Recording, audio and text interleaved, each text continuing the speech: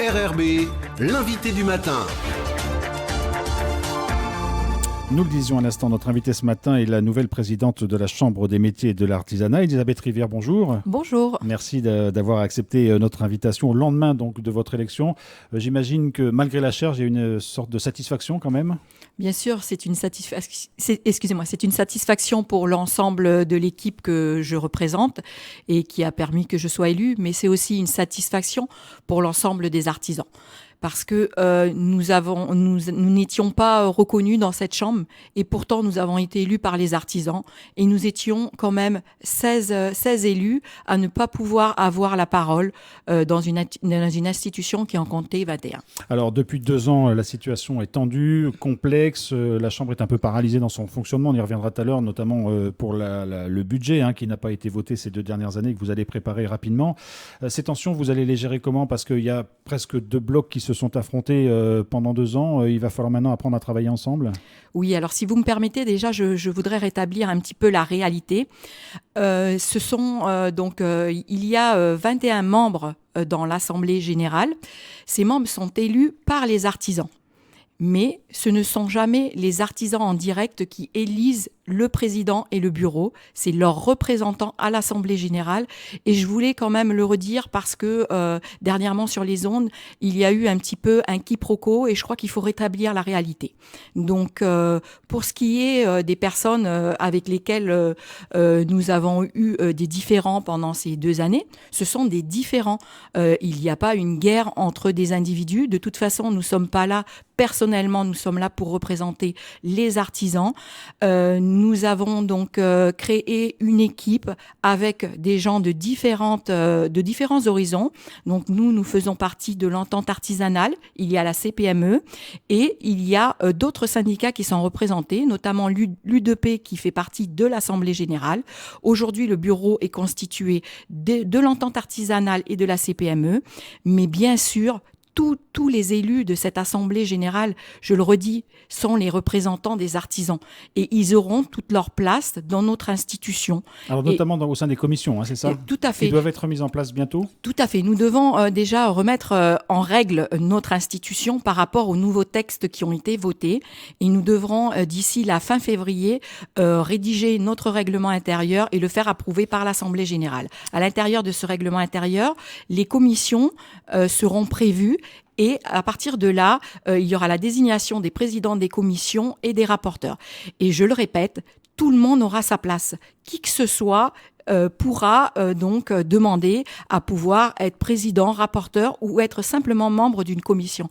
L'essentiel, c'est que tout le monde puisse faire entendre la voix des artisans. Alors, un point encore avant de voir comment vous allez exercer votre demi-mandat, puisque vous avez été élu en cours de mandature.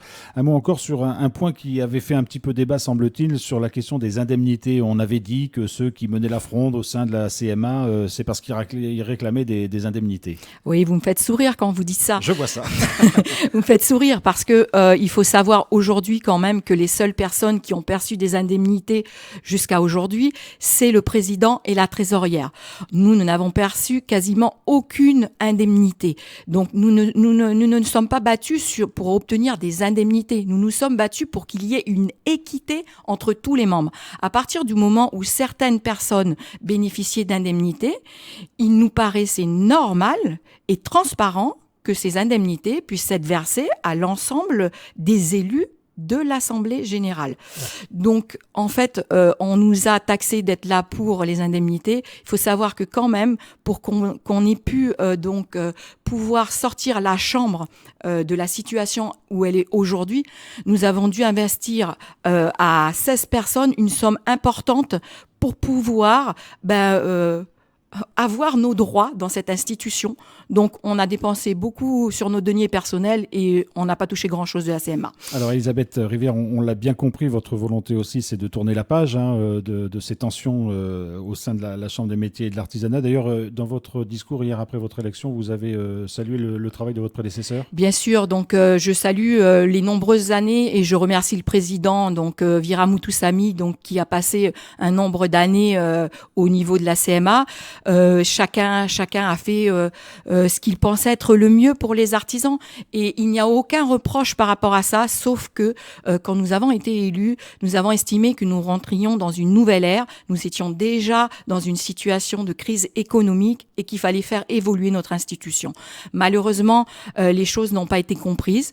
Nous n'avons pas commencé par nous disputer. Nous avons commencé d'abord par beaucoup de négociations, d'explications, mais nous avons été rapidement mis sur la touche puisque nous n'étions pas d'accord avec ce qui se faisait.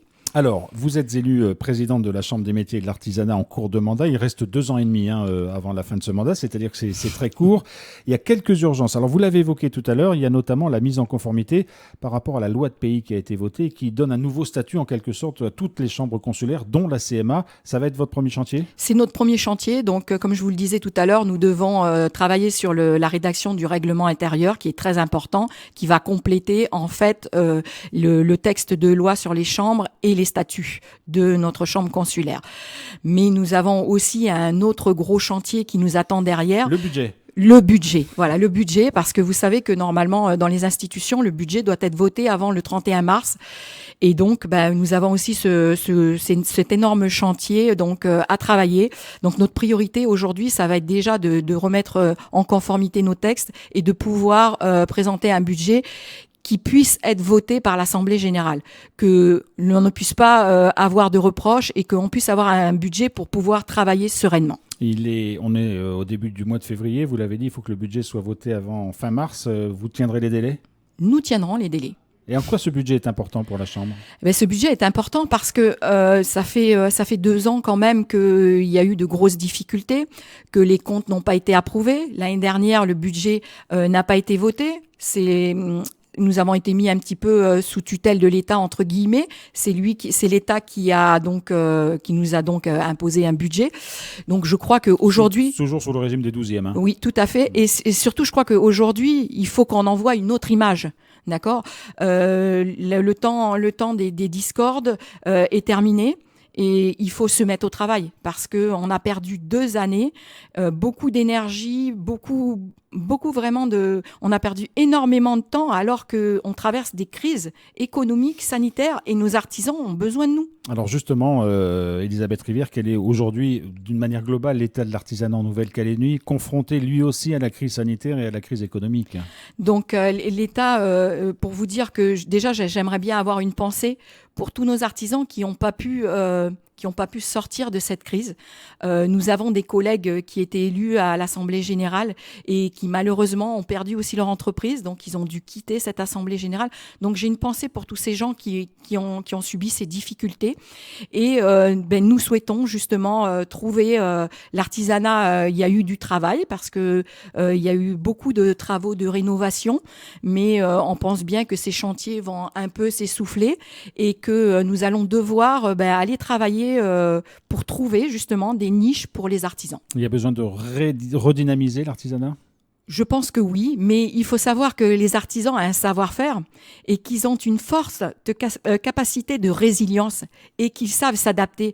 Et moi, j'ai confiance en l'artisanat parce que un artisan sait toujours se débrouiller. Bien sûr, comme je vous le disais tout à l'heure, il y en a qui ne peuvent pas parce que les choses sont comme ça et des fois c'est triste, mais bon, dans l'ensemble, les artisans sont des gens avec une grande résilience. Elisabeth Rivière, ce sera ma dernière question. La Chambre des métiers de l'artisanat, existe depuis 41 ans. Vous êtes la première femme à accéder à la présidence. C'est quoi pour vous ? C'est un symbole ou c'est normal ou qu'est-ce que ça représente ? Alors pour moi, c'est un symbole quand même parce qu'au bout de 41 ans, une femme à la tête de l'institution, on n'y aurait jamais pensé. Quand j'ai été élue, j'aurais jamais pensé prendre la présidence de la CMA.